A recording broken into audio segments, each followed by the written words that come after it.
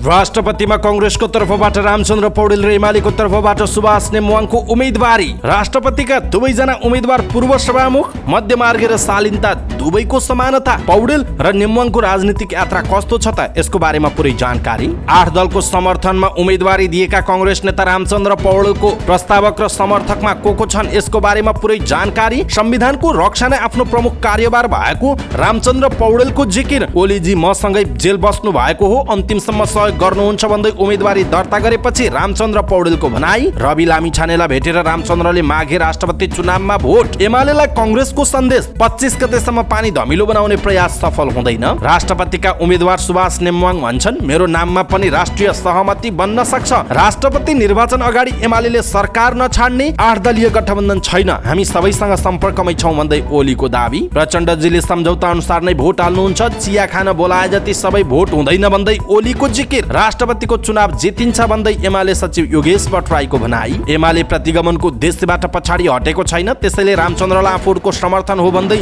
राष्ट्रिय जनमोर्चाका अध्यक्ष चित्रबहादुर केसीको भनाई। नेपाल समाजवादी पार्टीले कांग्रेसका उम्मेदवारलाई मत दिने, सरकारबाट बाहिरियो राष्ट्रिय प्रजातन्त्र पार्टी, समर्थन पनि फिर्ता लिने। राप्रपाका मन्त्रीहरूले प्रधानमन्त्री पुष्पकमल दाहाल प्रचण्डलाई बुझाए राजीनामा। बागमती प्रदेशमा पनि राप्रपाका मन्त्रीले राजीनामा दिँदै राजनीतिक समीकरणमा फेरबदल आएसँगै 1.5 महिनामै अप्ठ्यारोमा परे प्रदेश 1 का मुख्यमन्त्री हिक्मत कुमार कार्की। मलाई राजीनामा गराउन खोज्दैछन्, यो देश कहिल्यै बन्दैन भन्दै काठमाडौँ महानगरपालिकाका मेयर बालेन शाहले फेसबुकमा लेखे स्टाटस। व्यवसायी दुर्गा प्रसाई एमाले केन्द्रीय सदस्यबाट निष्कासित। पिकनिक गएकी जसपा सांसद सहनाज रहमानको हृदयघातबाट निधन। सुत्केरीको मृत्यु प्रकरण स्थानीयले बन्द गराए पासाङ लामु र गल्छी त्रिशुली राजमार्ग। पोर्चुगलमा बस्ने नेपालीको राहदानी समस्या समाधान। अछाम आगलागीका घाइतेलाई हेलिकप्टरबाट काठमाडौँ ल्याइयो। आईसीसी अन्डर-19 विश्वकप एसिया छनौट अन्तर्गत कुवेतमाथि नेपालको 243 रनको शानदार जित। विश्वव्यापी सम्पत्ति शुद्धिकरण विरोधी निगरानी संस्था एफएटीएफद्वारा रुसको सदस्यता निलम्बन र इजिप्टको मध्यप्रान्त मिन्यामा पुरातन युगका चिहानहरू फेला परे।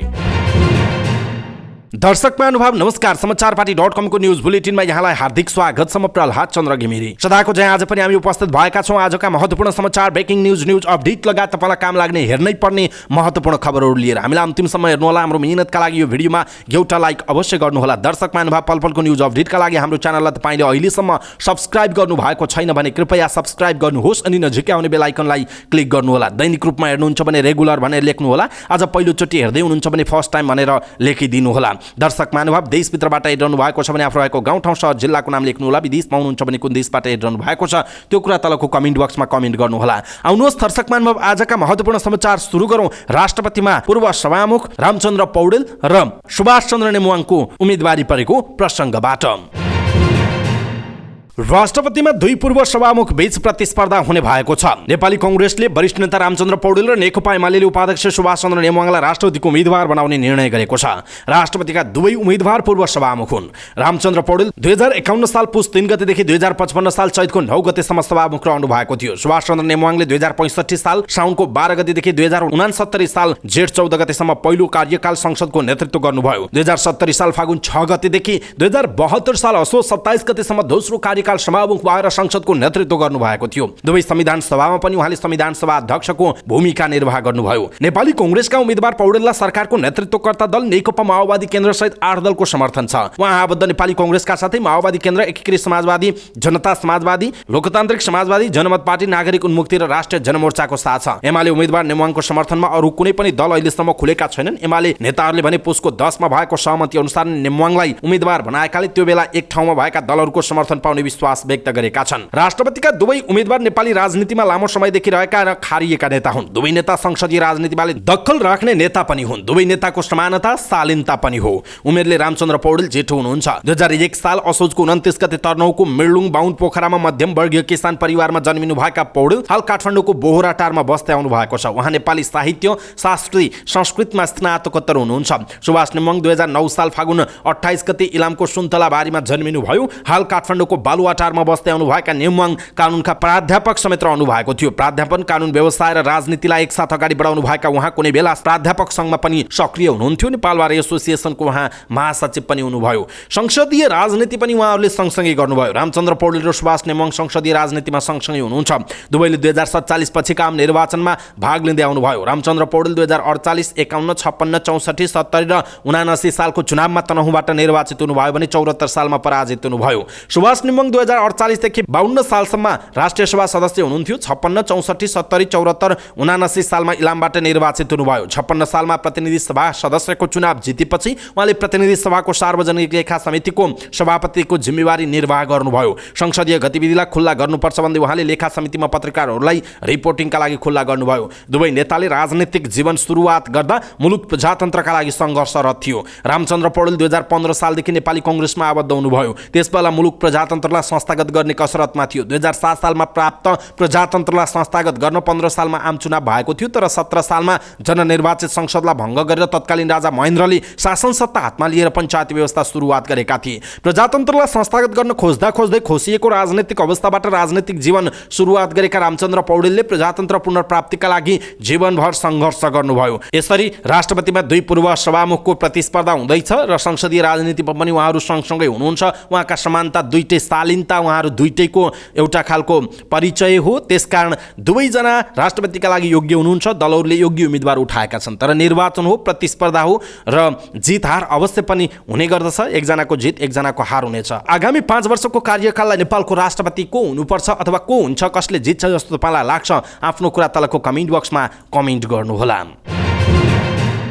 नेपाली कङ्ग्रेसको तर्फबाट 8 दलको समर्थनमा नेपाली कङ्ग्रेसका वरिष्ठ नेता रामचन्द्र पौडेलको उम्मेदवारी दर्ता भएको छ। उहाँको प्रस्तावकमा नेपाली कङ्ग्रेसका सभापति शेरबहादुर देउबा, नेकपा एकीकृत समाजवादीका अध्यक्ष माधव नेपाल, नेकपा माओवादी केन्द्रका वरिष्ठ उपाध्यक्ष नारायण काजी श्रेष्ठ, नागरिक उन्मुक्ति पार्टीकी रञ्जिता श्रेष्ठ, जनमत पार्टीका नेता अब्दुल खान, जसपाका नेता अशोक राई रहनु भएको छ। त्यस्तै समर्थकमा लोसपा अध्यक्ष महन्त ठाकुर, राष्ट्रिय जनमोर्चाका अध्यक्ष चित्रबहादुर केसी, कङ्ग्रेस उपसभापति पूर्णबहादुर खड्का र माओवादी नेता हितराज पाण्डे रहनु भएको छ।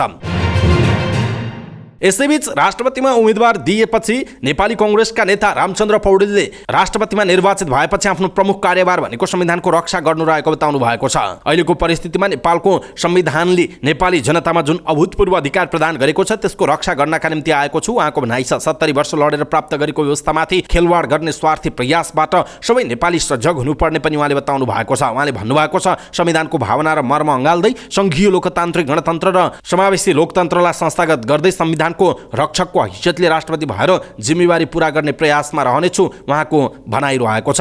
यसैबीच उम्मेदवार दर्ता गरेर बाहिर निस्कँदै गर्दा सञ्चारकर्मीहरूसँग रामचन्द्र पौडेलले ओलीजी पनि आफूसँगै जेलमा बसेको र अन्तिमसम्म आफूलाई नै सहयोग गर्ने बताउनु भएको छ। पौडेलले नेकपा एमाले पनि आफूलाई साथ दिने अपेक्षा गर्नु भएको छ। संसद भवन स्थित राष्ट्रपति र उपराष्ट्रपति निर्वाचन कार्यालयमा उम्मेदवार दिएपछि उहाँले राष्ट्रपति पदलाई साझा बनाउन एमाले अध्यक्ष केपी शर्मा ओलीले पनि योगदान गर्ने आफूले अपेक्षा गरेको बताउनु भयो। एमाले अध्यक्ष पनि मसँगै जेल बस्नु भएको हो, पुरानो साथी हो। यो पदलाई राष्ट्रको साझा पद बनाउन उहाँले योगदान गर्नुहोला भन्ने अपेक्षा गरेको छु। उम्मेदवारी मनोनयन दर्तापछि उहाँले भन्नुभएको छ। पौडेलले राष्ट्रपतिको चुनाव हुने दिनसम्म एमालेको पनि साथ पाउने उहाँले बताउनु भएको छ। यसैबीच राष्ट्रपतिका उम्मेदवार रामचन्द्र पौडेलले राष्ट्रिय स्वतन्त्र पार्टीका सभापति रवि लामिछानेसँग भेट गर्नु भएको छ। नेपाली कङ्ग्रेसले राष्ट्रपतिमा उम्मेदवार बनाउने निर्णय गरेपछि पौडेलले रविको हात्तीगौडा स्थित निवासमा पुगेर भेट गर्नु भएको हो। भेटमा पौडेलले राष्ट्रपतिमा आफूलाई समर्थन गर्न रासपा सभापति रवि लामिछानेलाई आग्रह गरेको लामिछानेका स्वकीय सचिव प्रकाश रेग्देलले जानकारी दिनुभयो। लामिछानेले पार्टीमा छलफल गरेर निर्णय गर्ने जवाब दिनुभयो। दुई नेता बीच 21 मिनट कुराकानी भएको जनाइएको छ। यसैबीच नेपाली कङ्ग्रेसका प्रवक्ता प्रकाश शरण महतले अहिले नयाँ सत्ता समीकरणको विषयमा छलफल नभएको बताउनुभयो। चुनाव अघिकै पुरानो गठबन्धन भ्युटिएर राष्ट्रपतिमा 8 दलीय गठबन्धनको तर्फबाट राष्ट्रपतिमा रामचन्द्र पौडेलको उम्मेदवारी दर्तापछि उहाँले यस्तो बताउनु भएको हो। उहाँले भन्नुभएको छ, नयाँ सत्ता समीकरणको बारेमा छलफल भएको छैन। उहाँहरूले के गर्नुहुन्छ त्यो उहाँहरूको कुरा हो। एउटा लक्ष्यका साथ अगाडि बढ्नुपर्छ। भोलिका दिनमा नयाँ सत्ता समीकरण पनि बन्न सक्छ। त्यस विषयमा कुनै गम्भीर छलफल भएको छैन उहाँले भन्नुभएको छ। उहाँले एमाले प्रति सङ्केत गर्दै 25 गतेसम्म पानी धमिलो बनाउने प्रयास गरे पनि अब सफल नहुने बताउनु भयो। उहाँले भन्नुभयो, एमालेहरूले अझै 25 गतेसम्म पानीलाई धमिलो बनाउन सकिन्छ कि भन्ने आशय होला, तर त्यो कुनै सम्भावना छैन। त्यसो त एमालेले 8 दलीय गठबन्धन नबनेको दाबी गर्दै आइरहेको छ। राष्ट्रपतिका उम्मेद्वार सुभाष चन्द्र नेमुवाङले आफ्नै नाममा पनि राष्ट्रिय सहमति जुट्न सक्ने बताउनुभयो। नेकपा एमाले पूर्व सभामुख नेमुवाङलाई उम्मेद्वार बनाएको छ। पार्टीका शीर्ष नेताहरूको उपस्थितिमा उम्मेदवारी दर्तापछि सञ्चारकर्मीहरूसँग कुराकानी गर्दै नेमुवाङले हिजो संविधान सभामा 31 दलको सर्वसम्मत अध्यक्ष भएर संविधान जारी गर्न भूमिका खेलेको बताउनुभयो। त्यही संविधानको संरक्षक हुने अवसरका लागि हिँडेको भन्दै उहाँले भन्नुभयो, राष्ट्रिय सहमति मेरो हकमा पनि हुन सक्छ उहाँको भनाइ छ। अझै विश्वास छ भन्ने प्रश्नमा उहाँले भन्नुभयो, विश्वास छ र त उठिराखेको छु। अहिलेसम्म उम्मेदवारी दर्ता गर्न आउनु भएको छैन, आउनु भएको छ भने पनि उहाँलाई सम्मान छ उहाँको भनाइ छ। प्रतिस्पर्धा भए त्यसको परिणामलाई आफूले स्वीकार गरेर अगाडि बढ्ने समेत नेमुवाङले बताउनु भएको छ। नेकपा एमाले राष्ट्रपतिको निर्वाचन अगाडि सरकार नछाड्ने भएको छ। शुक्रबार साँझ मात्र प्रधानमन्त्री पुष्पकमल दाहाल प्रचण्डको प्रस्तावमा माओवादी केन्द्र सहित 8 दलले राष्ट्रपति निर्वाचनमा कांग्रेसलाई समर्थन गर्ने निर्णय गरेको थियो। त्यसको भोलिपल्ट शनिबार बसेको एमाले सचिवालयको बैठकले प्रचण्डले गलत निर्णय गरेको निष्कर्ष निकालेको छ। अस्थिर हुनुभयो, बाह्य दबाव टेक्न सक्नु भएन, प्रगतिशील गठबन्धनलाई छोडेर दक्षिणपन्थी गठबन्धनतिर लाग्नुभयो। बैठकको निष्कर्ष सुनाउँदै एमालेका एक पदाधिकारीले भन्नुभएको छ, यद्यपि एमाले 10 पुसमा बनेको गठबन्धन तोडिएको घोषणा गरेन, बरु त्यो सहमति अनुसार अगाडि बढ्ने भन्दै पूर्व सभामुख सुभाष चन्द्र नेमुवाङलाई राष्ट्रपतिको उम्मेद्वार बनाएको छ। यसैबीच नेकपा एमालेका अध्यक्ष केपी शर्मा ओलीले 8 दलको गठबन्धन नबनेको दावी गर्नुभएको छ। राष्ट्रपतिमा पार्टीको तर्फबाट सुभाष नेमुवाङको उम्मेदवारी दर्तापछि उहाँले भन्नुभयो, 8 दलीय गठबन्धन छैन। हिजो प्रधानमन्त्रीले केही दललाई बोलाउनु भएको थियो, हामी सम्पर्कमै छौँ। कांग्रेसलाई समर्थन गर्ने कुरा प्रचण्डजीले कसरी भन्नुभयो उहाँको कुरा हो, हामीले जानकारी पाए अनुसार त्यस्तो हुँदैन। उहाँले राष्ट्रपतिमा आफूले अनुभवी व्यक्तिलाई अगाडि सारेको पनि बताउनु भएको छ। राष्ट्रपतिमा पुस 10 गते भएको सहमति अनुसार आफूले उम्मेदवारी दिएको पनि ओलीले बताउनु भएको छ। सँगसँगै पौडेललाई 8 दलले समर्थन गरेका छन् नि भन्ने प्रश्नमा अध्यक्ष ओलीले कहाँ 8 दललाई समर्थन दियो भन्दै प्रति प्रश्न गर्नुभयो। 8 दललाई प्रधानमन्त्रीले चिया खाना बोलाएको र सबै भोट हुन्छ भन्दै उहाँले उल्टो प्रश्न पनि गर्नुभएको छ। दर्शक महानुभाव, यसप्रति तपाईको धारणा के छ? आफ्नो धारणा तलको कमेन्ट बक्समा कमेन्ट गर्नुहोला। नेकपा एमालेका सचिव योगेश भट्टराईले राष्ट्रपतिको चुनावमा एमालेका उम्मेद्वार सुभाष नेमुवाङ विजयी हुने दावी गर्नुभएको छ। पार्टीको तर्फबाट नेमुवाङ उम्मेद्वार तय भएपछि सचिव भट्टराईले यस्तो बताउनुभयो, उहाँले भन्नुभएको छ, सुभाष नेमुवाङ राष्ट्रपति उम्मेद्वार, बधाई छ, सुभाष दाई जितिन्छ। नेपाली कांग्रेसको तर्फबाट राष्ट्रपतिमा रामचन्द्र पौडेल उम्मेद्वार रहनु भएको छ। राष्ट्रिय जनमोर्चाका अध्यक्ष चित्रबहादुर केसीले नेकपा एमाले अझै प्रतिगमनको उद्देश्यबाट पछाडि नहटेको भन्दै राष्ट्रपतिमा कांग्रेसका उम्मेद्वार रामचन्द्र पौडेललाई समर्थन गरेको बताउनु भएको छ। शनिबार एक विज्ञप्ति जारी गर्दै केसीले आफ्नो पार्टीले पौडेललाई समर्थन गर्ने निर्णय गरेको बताउनुभयो। नेकपा एमालेको नेतृत्वले देशमा प्रतिगमन लाद्न विगत 2 वर्षदेखि लगातार प्रयत्न गरिरहेको छ। अहिले पनि नेकपा एमालेको नेतृत्व प्रतिगमनको उद्देश्यबाट पछाडि हटेको छैन। विगतमा 2 पटक संसद भङ्ग गरेर 9 महिनासम्म संसदलाई चल्न नदिएर जनताका आवाजहरूलाई संसदमा उठाउनबाट सांसदहरूलाई वञ्चित गरेको कुरा सबैका अगाडि जग जाहेर छ उहाँको भनाइ छ। एमाले अझै संसद जनप्रतिनिधि संस्था नभएर प्रधानमन्त्रीको कठपुतली संस्था हो। प्रधानमन्त्रीले चाहेका बखत कुनै पनि बेला भङ्ग गर्न सकिन्छ भन्ने मान्यताबाट पछाडि नहटेको र राज्यका सबै प्रमुख पदहरूमा कब्जा गरेर देशमा अधिनायकवादको अभ्यास गर्न खोजिरहेको पनि केसीले बताउनु भएको छ। यसैबीच डाक्टर बाबुराम भट्टराई नेतृत्वको नेपाल समाजवादी पार्टी नेसपाले राष्ट्रपति निर्वाचनमा नेपाली कांग्रेसका उम्मेद्वारलाई मत दिने भएको छ। नेसपाको बैठकले आगामी फागुन 25 गते हुने चुनावमा नेपाली कांग्रेसका उम्मेद्वार रामचन्द्र पौडेललाई मत दिने निर्णय गरेको हो। बैठकले राष्ट्रपति चुनावका सन्दर्भमा बनेको नयाँ गठबन्धनलाई सहयोग गर्ने निर्णय पनि गरेको नेसपाका एक नेताले बताउनुभयो। नेकपा माओवादी केन्द्रको चुनाव चिन्ह लिएर गत निर्वाचन लडेको नेसपाका संघीय संसदमा 2 र प्रदेश सभामा 2 जना सांसद छन्। राष्ट्रपति चुनावमा नेसपाको मतभार 254 रहेको छ। 25 गते हुने राष्ट्रपतिको चुनावका लागि कांग्रेस रामचन्द्र पौडेल र एमालेबाट सुभाष चन्द्र नेमुवाङ उम्मेद्वार रहनु भएको छ। राष्ट्रिय प्रजातन्त्र पार्टी राप्रपा सरकारबाट बाहिरिएको छ। आज बिहान बसेको केन्द्रीय कार्य सम्पादन समिति र संसदीय दलको संयुक्त बैठकले सरकारबाट बाहिरिने र समर्थन समेत फिर्ता लिने निर्णय गरेको प्रवक्ता मोहन श्रेष्ठले जानकारी दिनुभयो। सत्ता सहकार्यमा आएको आकस्मिक परिवर्तन मुलुक पुनः सत्ता केन्द्रित अस्थिरतातर्फ धकेलिएको भन्दै सरकारबाट बाहिरिएको राप्रपाले जनाएको छ। हाल देखिएको सत्ता परिवर्तनको प्रवृत्ति र प्रक्रिया वर्तमान संविधानको संरचनामा निहित अस्थिरताको स्वाभाविक चरित्र हो भन्ने हाम्रो ठहर छ, राप्रपाले विज्ञप्तिमा उल्लेख गरेको छ। माओवादी केन्द्रका अध्यक्ष समेत रहनुभएका प्रचण्ड नेतृत्वको सरकारलाई समर्थन गरेको राप्रपा उप प्रधानमन्त्री सहित सरकारमा सहभागी भएको थियो। यसैबीच राप्रपाका मन्त्रीहरूले प्रधानमन्त्री पुष्पकमल दाहाल प्रचण्डलाई भेटेर राजीनामा पत्र बुझाएका छन्। शुक्रबार साँझ नेपाली कांग्रेस, नेकपा माओवादी केन्द्र, जनता समाजवादी पार्टी, एकीकृत समाजवादी सहित 8 दलको नयाँ गठबन्धन बनेपछि राप्रपाले सरकारबाट बाहिरिने निर्णय गरेको हो। राप्रपाबाट मन्त्री परिषदमा अध्यक्ष राजेन्द्र लिङदेन ओली ऊर्जा, जलस्रोत तथा सिंचाई मन्त्रालय, उपाध्यक्ष विक्रम पाण्डेले शहरी विकास, नेता ध्रुवबहादुर प्रधानले कानुन, न्याय तथा संसदीय मामिला मन्त्रालय सम्हाल्नु भएको थियो। त्यस्तै नेता दीपक बहादुर सिंहले ऊर्जा राज्य मन्त्री सम्हाल्नु भएको थियो।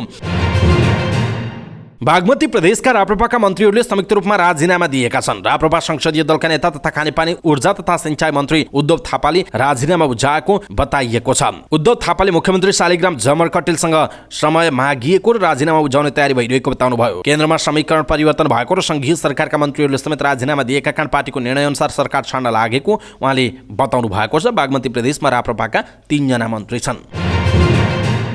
राष्ट्रपति निर्वाचनका लागि नयाँ राजनीतिक समीकरण बनेपछि प्रदेश 1 का मुख्यमन्त्री हिक्मत कुमार कार्की अप्ठ्यारोमा पर्नुभयो। संघीय सरकारको नेतृत्व गरिरहेको नेकपा माओवादी केन्द्रले नयाँ राजनीतिक समीकरण बनाएपछि सत्ता गठबन्धनमा रहेको राप्रपाले सङ्घ र प्रदेश सरकारबाट बाहिरिने निर्णय गरेको छ। राप्रपाको निर्णय र प्रदेश सरकारमा सहभागी दल माओवादी केन्द्र र जसपा नयाँ समीकरणमा जोडिएपछि प्रदेशका मुख्यमन्त्री कार्की अप्ठ्यारोमा पर्नुभयो। प्रदेश 1 को प्रदेश सभामा सबैभन्दा ठूलो दल नेकपा एमालेसँग 40 सांसद छन्। दोस्रो दल कांग्रेसको 29, माओवादी केन्द्रको सभामुख सहित 13, राप्रपाको 6, नेकपा एकीकृत समाजवादीसँग 4 र जसपाका 1 प्रदेश सभा सदस्य छन्। प्रदेशमा बहुमतका लागि 47 मत आवश्यक पर्छ। माओवादी केन्द्र र जसपा नयाँ समीकरणमा मिसिएका छन्। राप्रपा शनिबार नै संघीय सरकारबाट बाहिरिसकेको छ, जसले गर्दा मुख्यमन्त्री कार्कीलाई सरकारमा निरन्तर रहन मुस्किल पर्ने जनाइएको छ। काठमाडौँ महानगरपालिकाका मेयर बालिन शाहले आफूलाई राजीनामा गराउन खोजेको बताउनुभयो। शनिबार दिउँसो उहाँले फेसबुकमा आफूलाई आज राजीनामा दिन लगाउन खोजेको उल्लेख गर्दै स्टाटस लेख्नुभयो। मेयर पोजिसनबाट मलाई आज राजीनामा दिन लगाउन खोज्दैछन्, यो देश कहिल्यै पनि बन्दैन उहाँले लेख्नु भएको छ। बालिनले यस विषयमा थप खुलाउनु भएको छैन। दर्शक महानुभाव, यसप्रति तपाईँको धारणा के छ? आफ्नो धारणा तलको कमेन्ट बक्समा कमेन्ट गर्नुहोला।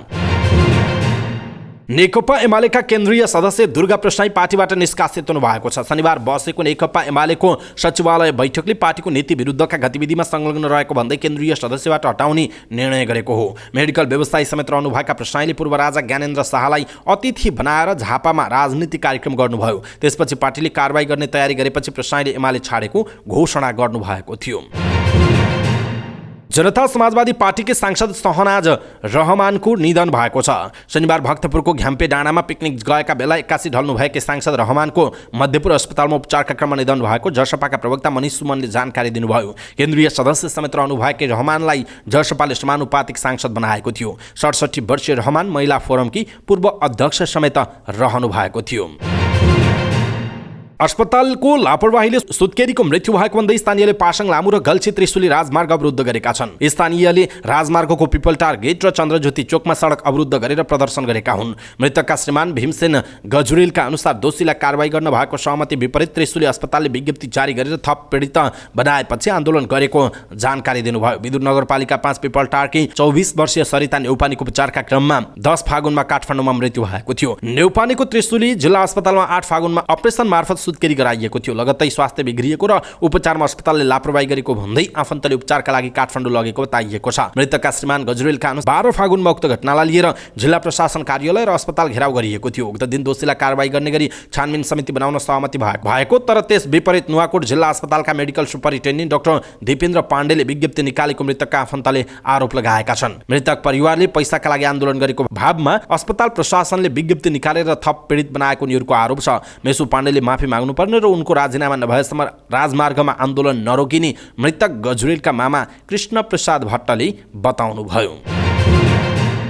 नेपाल सरकारले पोर्चुगलमा बस्ने नेपालीका लागि राहदानी र कन्सुलर सेवा प्रवाह सम्बन्धी सूचना जारी गरेको छ। उक्त सूचना अनुसार पोर्चुगलमा बस्ने नेपालीहरूले फ्रान्सको पेरिस स्थित नेपाली राजदूतावासका अतिरिक्त नजिकको नेपाली राजदूतावास मैड्रिड, ब्रसेल्स, बर्लिन, कोपनहेगन स्थित नेपाली राजदूतावासबाट पनि राहदानी र कन्सुलर सेवा प्राप्त गर्न सक्ने बताइएको छ। हाल पोर्चुगलमा बस्दै आएका नेपाली नागरिकलाई राहदानी र कन्सुलर सेवा प्रवाहमा परेको कठिनाइका सम्बन्धमा परराष्ट्र मन्त्रालयको फागुन 3 गतेको निर्णय परराष्ट्र मन्त्री स्तरीयले नयाँ व्यवस्था गरेको हो। राहदानीका लागि तोकिएको प्रक्रिया पूरा गरी र कन्सुलर सेवाका लागि खास गरी अधिकृत वारिसनामाका लागि भेटघाटको समय लिएर मात्र राजदूतावास जानुपर्ने पेरिस स्थित नेपाली दूतावासले शुक्रबार जारी गरेको सूचनामा उल्लेख गरिएको छ।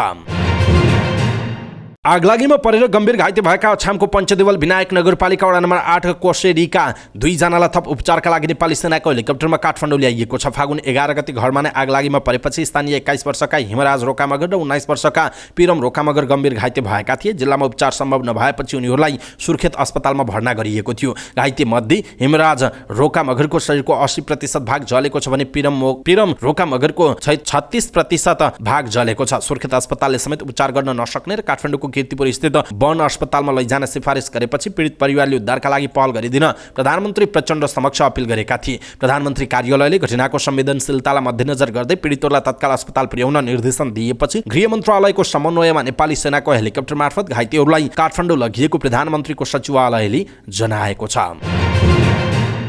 विश्वव्यापी सम्पत्ति शुद्धिकरण विरोधी निगरानी संस्था financial action task force FATF ले रुसको सदस्यता निलम्बन गरेको छ। समूहले विज्ञप्ति निकालेर रुसी कदमको FATF को आधारभूत सिद्धान्तको विपरीत रहेको पाइएकाले कारबाही अगाडि बढाइएको बताएको समाचार संस्था AFP ले जनाएको छ।